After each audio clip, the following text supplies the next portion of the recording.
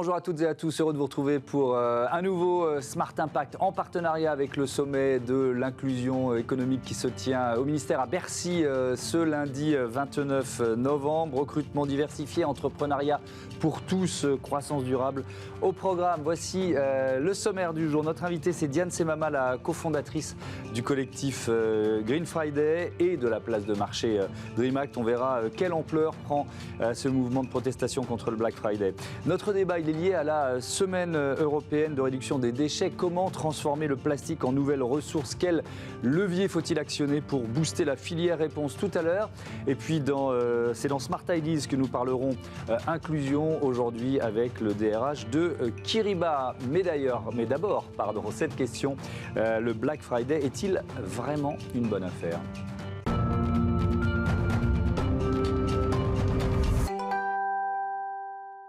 Mon invité, c'est donc Diane Semama. Bonjour, bienvenue. Bonjour. Vous êtes la cofondatrice du collectif Green Friday et la cofondatrice et présidente de DreamAct. On est donc à la veille de ce Black Friday. Pourquoi n'est-ce pas une bonne affaire, selon vous ? Alors, pour plein de raisons. C'est déjà une fête qui nous vient des États-Unis, durant laquelle les enseignes bradent les prix, comme vous le savez, généralement de moins 50 à moins 80%.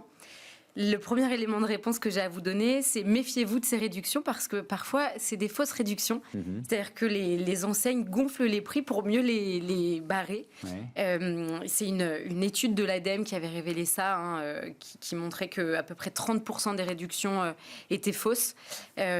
Ensuite, c'est pas une bonne affaire parce que souvent, si les enseignes peuvent se permettre de brader de moins 50 à moins 80%, c'est que c'est leur marge habituelle et que peut-être ce produit, vous l'achetez finalement trop cher tout le reste de l'année parce que finalement la qualité n'y est pas.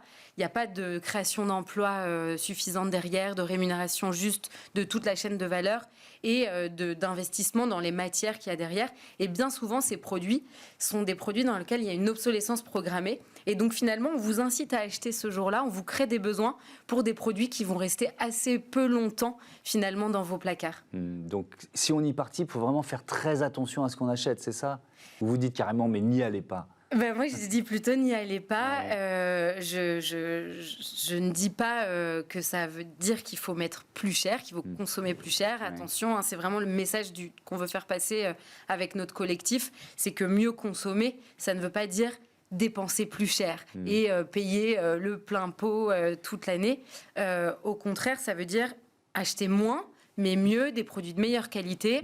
Et quand vous ne voulez pas les acheter neufs parce que vous ne pouvez pas, on ne peut pas tout acheter neuf tout le temps, il y a aussi la seconde main qui vous apporte des vraies remises, mais toute l'année, sur des produits de qualité, avec finalement une garantie souvent à vie sur ces produits. Alors, il y a un mouvement Green Friday qui prend de l'ampleur. Plus de 2000 enseignes qui s'affichent comme ne participant pas au Black Friday, perçu par 78% des Français comme une opération contribuant à la surconsommation. Alors là, on est un peu dans une forme de schizophrénie, parce que, ok, c'est une opération contribuant à la surconsommation, mais il y a quand même beaucoup de Français qui continuent d'y participer parce que pour certains d'ailleurs, même si ils se font peut-être piéger, il y a ce sentiment de faire une bonne affaire, il y a ce sentiment d'attendre les soldes pour pouvoir, ou le Black Friday pour pouvoir consommer parce qu'ils ont du mal à joindre les deux bouts. Et puis alors surtout, moi ce qui me frappe, c'est que c'est quand même devenu un enjeu économique majeur pour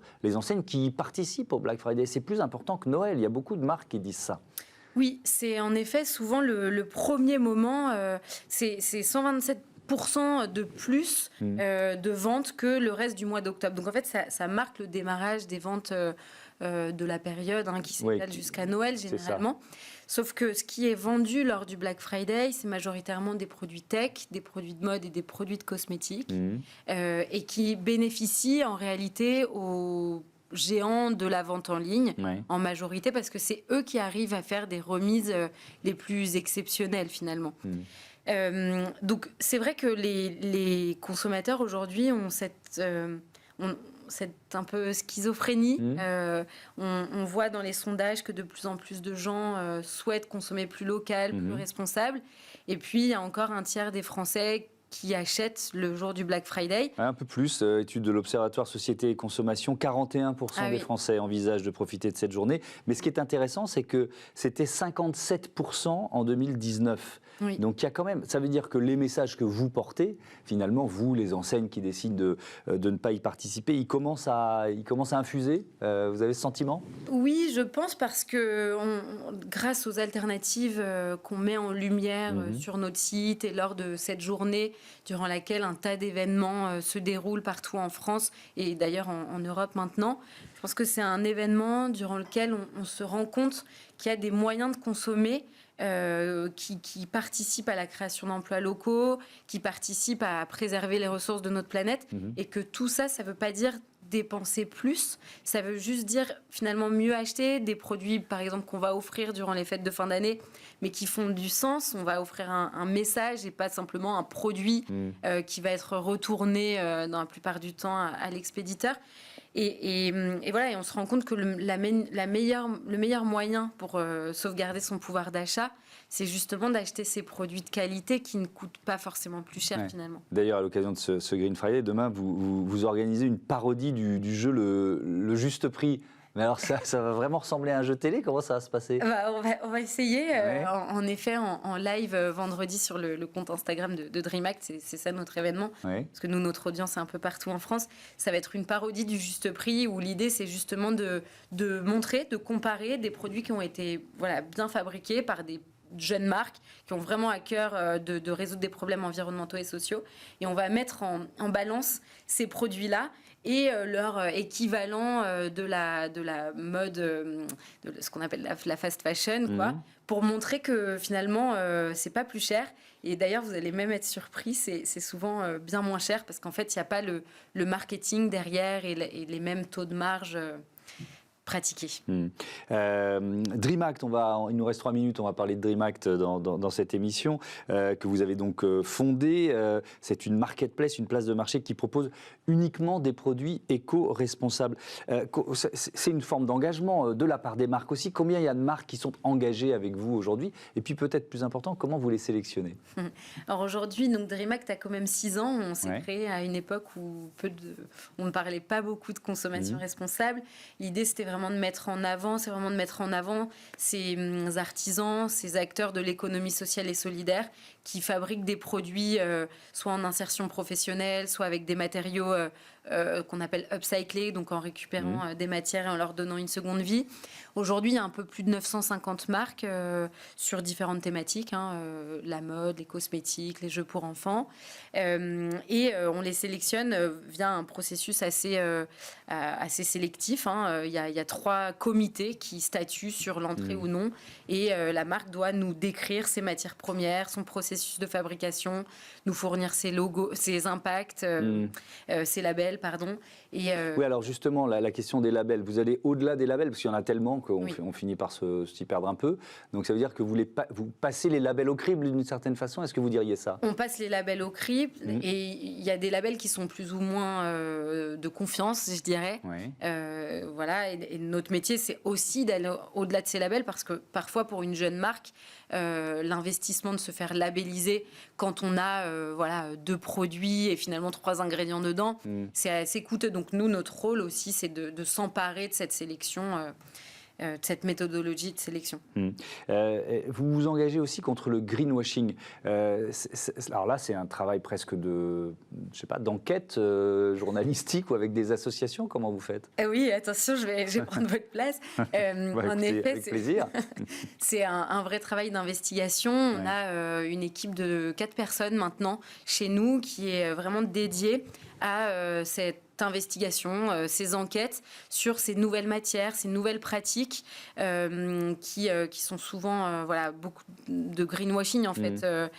Et nous, notre métier, c'est de décrypter, de vulgariser via des articles qu'on publie sur notre blog, qui est plus qu'un blog, qui est quasi un média, et via l'organisation d'événements, les vrais du faux de la conso, qu'on organise chaque mois et qui sera en podcast dès janvier prochain. Allez, il nous reste 1 minute, je voudrais qu'on se projette vers les Jeux Olympiques Paris 2024. Dans la catégorie goodies éco-responsables, vous visez une médaille, c'est ça ?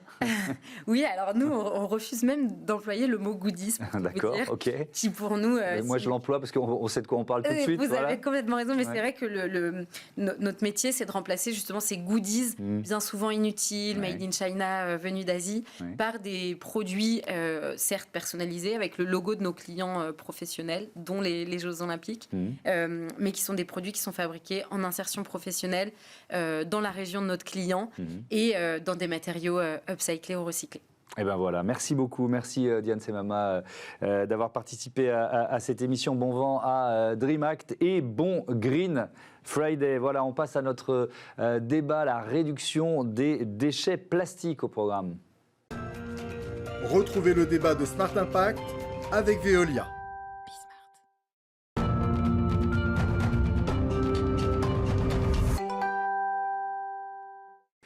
C'est la semaine européenne de la réduction des déchets. Comment transformer le plastique en nouvelles ressources? Voilà le thème de notre débat. Je vous présente mes invités. François Ganneron, bonjour. Bonjour. Bienvenue. Vous êtes le directeur industrie du recyclage du plastique de Veolia. À vos côtés, Dimitri Carbonel. Bonjour. Dimitri. Heureux de vous retrouver. Le fondateur et président de Livosphère, agence de conseil en innovation durable. Et puis vous proposez le livre 2050 Crash ou Renaissance en prévente sur Ulile.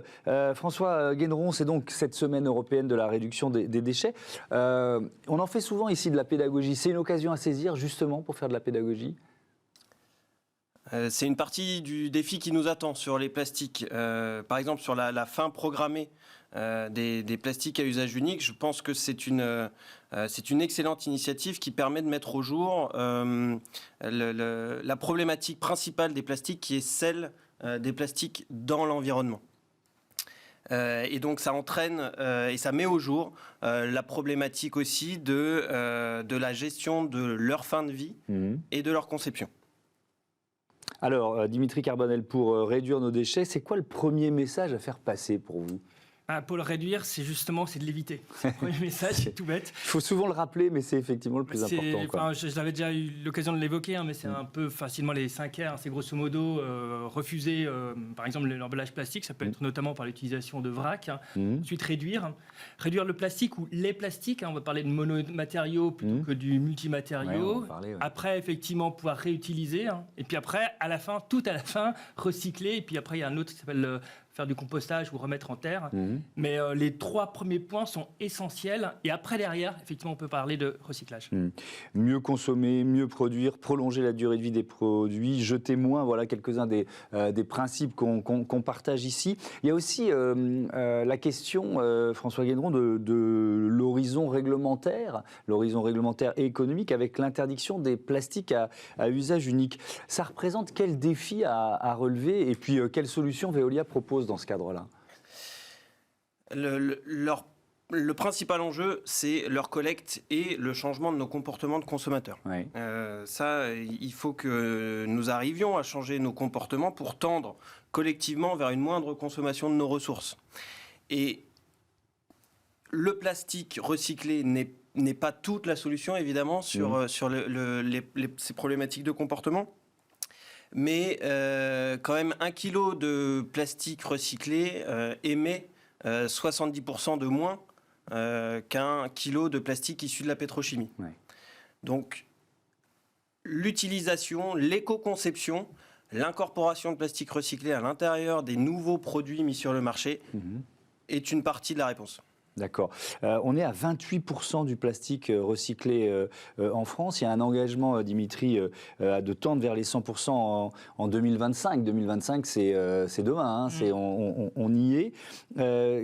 Alors là, on a parlé des principes à l'instant, mais c'est quoi les leviers qu'il faut activer pour atteindre cet objectif? Mais il y a une chose qui est très intéressante, parce que lorsqu'on regarde les chiffres, de mémoire, c'est 58% qui est recyclé lorsque ça provient de bouteilles ou de flacons, 7% d'autres types de plastique. Donc ça veut dire que ce qu'on appelle un peu des low hanging fruits en anglais, mais c'est grosso modo c'est les fruits qui sont juste à portée de main, c'est justement s'attaquer à tous les produits qui sont les autres plastiques. L'exemple typique, c'est le yaourt. Aujourd'hui, il y a plein de matériaux qui sont à l'intérieur. Si effectivement on concevait des pots de yaourt, et il y a plein d'autres choses, les films d'emballage qu'on peut retirer, etc., en plastique, eh bien, évidemment, on augmenterait beaucoup plus facilement ce taux. Après, il y a effectivement la problématique de la collecte. Il y a comme un point auquel il faut faire attention, c'est pas juste le consommateur. C'est un travail entre des entreprises qui conçoivent des produits qui sont faciles, enfin, qui réduisent les emballages, qui sont faciles potentiellement après, peut-être à recycler, etc. Et c'est pas uniquement le consommateur qui doit mettre dans la bonne poubelle parce qu'il faut lui faciliter la tâche. Oui, c'est vrai que cette question de l'éco-conception, elle est vraiment importante, François Guénéron. Qu'est-ce que ça vous inspire et là aussi, quelles solutions on peut imaginer ? Oui, elle est décisive, cette question de l'éco-conception. Produire, vous avez utilisé le mot monomatériaux. Oui. Ça, c'est décisif pour nous, collecteurs, recycleurs. C'est de pouvoir extraire du gisement des déchets facilement les plastiques. Parce que quand il y a plusieurs plastiques dans un produit, ça devient quasiment impossible, c'est ça ? Voilà. Alors d'une part, on a du mal à le détecter dans le flux de déchets. Et d'autre part, dans sa phase de recyclage, le mélange de matières plastiques ne permet pas d'atteindre des caractéristiques suffisantes pour réencycler cette matière secondaire. Oui. Dans les phases de recherche et développement qui sont en cours sur le recyclage, quelles sont les dernières avancées ? Je ne sais pas, il y a la question de l'allègement du poids, il y a l'augmentation de la durée de vie du plastique. Sur quelle piste vous voulez insister ? On souhaite ouvrir le champ des possibles sur l'utilisation de matières premières secondaires, donc matières recyclées.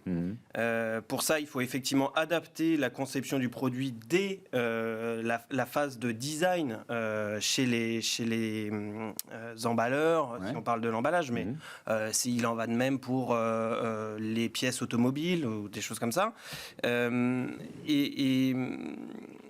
Donc là, on revient à ce qu'on disait, l'éco-conception. Oui. Et donc, une autre partie du défi, c'est d'augmenter le champ d'application. Donc, c'est s'approcher du contact alimentaire, éventuellement, ou de l'environnement alimentaire, de permettre de colorer plus facilement les plastiques. Donc, pour les colorer, il faut pouvoir les trier aussi. Il faut ne pas éventuellement mettre sur le marché toutes les couleurs de l'arc-en-ciel, parce que si vous mettez toutes les couleurs de l'arc-en-ciel ensemble, ça fait un gris foncé qui n'est pas très vendeur pour votre pot de crème fraîche, par exemple. Oui, mais alors on a reçu ici effectivement des marques qui osent, quoi, qui proposent des packs de lait qui sont gris, et donc ce gris, il est né justement d'un mélange des plastiques de couleurs différentes, c'est ça, Dimitri ? Oui, alors effectivement, c'est toujours un peu la problématique, c'est-à-dire que lorsqu'on commence à avoir des matériaux qui sont un peu hétérogènes, on le voit pour d'autres matériaux, et il y a une question d'acception, notamment du consommateur. Après, il y a un point quand même que je voudrais parler en termes d'innovation, c'est aussi ce que j'appellerais les processus un peu logistiques par exemple, ça peut que ça soit pour le vrac, ou ça pourrait être la réutilisation, par exemple, d'éléments de conditionnement. Je crois que c'est L'Oréal notamment, il y en a d'autres, qui commencent à faire des cosmétiques qu'on peut facilement remplir en fait ces contenants. Et je pense qu'il y a beaucoup d'innovations à faire autour de ça. Encore une fois, l'idée, c'est de faciliter la tâche du consommateur pour que potentiellement, il puisse avoir des éléments qui puissent le ramener et qu'on retourne sur de la réutilisation. Ce qui veut dire aussi, c'est qu'on va être beaucoup moins sur du plastique à usage unique, mais quelque chose qui va être renouvelé avec potentiellement d'autres matériaux qui seront utilisés. Ça veut dire, Dimitri, qu'il faut, en fait, si on parle de la filière, il faut augmenter la matière première, quoi. C'est-à-dire cette manne de plastique à recycler. Non, moi je suis... Vous n'êtes pas tout à fait d'accord. Moi je dirais même qu'il vaut mieux la réduire. Oui. Pourquoi ? Parce que il y a plus de chances d'avoir un gros pourcentage de recyclage si on a un faible volume plutôt qu'un gros volume. Et puis évidemment, il y a moins de dispersion de toutes les manières. Il y a un autre point quand même que je voudrais aborder, c'est que c'est au niveau industriel. C'est-à-dire que si par exemple on met des très grandes capacités de recyclage aujourd'hui, il faut faire attention parce que le volume de recyclage, peut-être dans 5 ans ou dans 10 ans, sera moindre. Et donc là, c'est peut-être plus à vous peut-être de répondre, mais la question, c'est comment est-ce que les entreprises de ce type-là vont être capables de rentabiliser un investissement sur une capacité 100, mais qui sera utilisé à 50 demain, avec potentiellement un biais, ce que je pourrais comprendre, entre guillemets, de la part des industriels. Ils disaient, nous, on a intérêt à ce qu'il y ait le maximum de plastique qui soit recyclé, y compris dans 5 ou 10 ans, pour rentabiliser notre investissement aujourd'hui. Effectivement, François Guénon, c'est pour ça que je parlais de la manne de plastique, ça veut dire rendre des plastiques qui n'étaient pas recyclables. Ça, c'est quand même un objectif, ça. On a de la marge, c'est-à-dire que... Oui, aujourd'hui, je pense bien. on a beaucoup de marge pour aller chercher des nouveaux plastiques qui aujourd'hui ne sont pas collectés, peu recyclés. Je prends les exemples des déchets de déchetterie. Le toboggan de vos enfants que vous allez mettre à la déchetterie, il est très rare aujourd'hui qu'il y ait un système de collecte et donc de recyclage de ces biens-là. Et ça représente une manne, un potentiel de recyclage très fort. En France, on n'est pas très bon sur cette collecte-là. Donc ça, c'est une partie de la filière qu'on peut améliorer. C'est une partie de la filière qu'on peut améliorer, qui sera améliorée, puisqu'on met en place des systèmes qui sont des REP, les responsabilités élargies aux producteurs, et qui permettent quand même d'organiser correctement à la fois la filière, la supply chain de ce recyclage, mais aussi le modèle économique du recyclage. Parce que pour permettre les investissements dont vous avez parlé, qui sont des investissements effectivement très lourds, il faut que le business model du recyclage soit viable pour des industriels. Donc sans... À long terme. Pardon ? Et à long terme. Et à long terme, exactement. Parce que c'est des investissements qui s'amortissent sur des milliers et des milliers de tonnes et plusieurs années. Donc il faut qu'on puisse investir dans ces outils coûteux. Et le fait de remplacer le plastique par d'autres matériaux, qu'est-ce que vous en pensez l'un et l'autre, du verre, du carton? Est-ce que c'est forcément la bonne solution? La question, c'est est-ce que ce matériau, il est seul ou est-ce qu'il est lui-même complexe et mélangé avec d'autres? Je pense qu'effectivement, à chaque fois, il faut voir les différentes possibilités. Par exemple, le plastique, si on remplace le plastique par du verre mono-usage, ça n'a aucun sens, parce qu'en termes de poids, etc. En revanche, si par exemple on remplace du plastique par exemple du verre, mais qui est très souvent utilisé, pourquoi pas. Concernant le carton, mais ça, je pense qu'on pourra le dire rapidement, mais le carton, il n'existe pas d'océan de Tetra Pak, il existe des océans de plastique. Donc, ce que je veux dire, c'est que... Et puis après, il y a d'autres problématiques au niveau du carton. Donc, ce qu'il y a, il faut toujours regarder la balance de l'impact, et c'est jamais des solutions qui sont évidentes. Allez, on termine là-dessus, François Guénéron, sur le fait de remplacer le plastique par d'autres matériaux. Qu'est-ce que vous en pensez? On a mis en place une filière de recyclage depuis des années.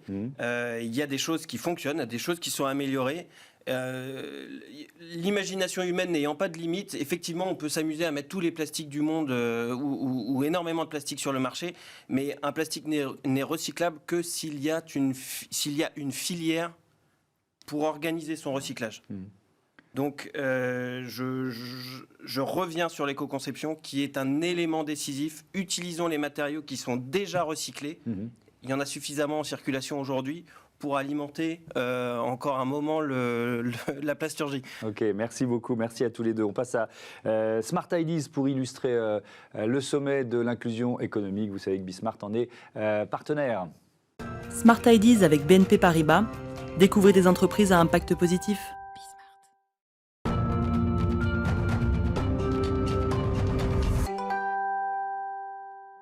Bonjour Antoine Magalon, bienvenue. Vous êtes le directeur des ressources humaines de Kyriba. Allez, on pose le décor. C'est quoi Kyriba? Kyriba, c'est un éditeur de logiciels, c'est une plateforme cloud, leader mondial, et qui conçoit et qui vend des logiciels de gestion de trésorerie, de paiement, de risque de fraude et de supply chain finance. On y reviendra et on verra comment vous impliquez les principes d'inclusion dans l'entreprise. Mais un mot de ce sommet de l'inclusion économique, donc ici au ministère, à Bercy, ce lundi 29 novembre. Vous en êtes partenaire, ça représente quoi pour une entreprise comme la vôtre? Ça représente un point de départ, en fait. C'est, comme on dit en anglais, un wake-up call. C'est un réveil. Je pense que la plupart des sociétés ont des programmes, des projets, des politiques. Mais je pense que là, il y a urgence. Il y a urgence différents niveaux, selon qu'il s'agit de la diversité culturelle, de genre, social, selon les pays, parce que Kyriba, nous opérons dans une douzaine de pays, donc les problématiques ne sont pas les mêmes en fonction des pays. En ce qui concerne la France, il y a évidemment une importance primordiale à s'occuper de ce sujet. Et même si vous avez une politique, le sommet vous fait redémarrer là un compteur de l'inclusion qui manquait un wake-up call. Ouais. Et on est plusieurs partenaires à travailler sur la préparation du projet. Ouais. Alors justement, Kyriba, c'est combien de salariés aujourd'hui et comment vous appliquez ces principes d'inclusion? Alors en fait, on est 950 dans le monde, on est 240 à Paris. Oui. C'est une société de droit américain mais qui a historiquement démarré son business en France. D'accord. Donc on a un footprint, une prise en France très important, avec des clients historiques comme Bell, comme PSA, comme Thales, comme Telsat. Et on a historiquement, puisqu'on a le fondateur l'a souhaité, il est toujours en charge de la société, créé un ADN entrepreneurial très fort. Oui.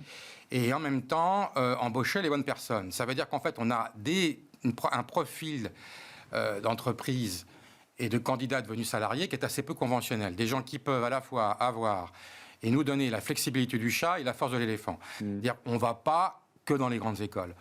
Mais ça, c'est depuis le début, ça. Depuis le début. Ouais. On a 50 salariés. On a 50% des salariés qui ont un titre de séjour. On a 103 personnes qui sont à l'étranger.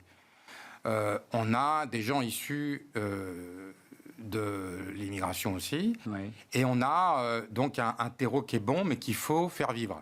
La diversité, c'est un travail, c'est un voyage sur 10, 20 ans. Et donc, on a un bon terreau. On a plus de 20% de femmes dans les départements ingénierie, ce qui est rare. Oui, dans ces métiers-là, c'est plutôt moins la moyenne. C'est rare.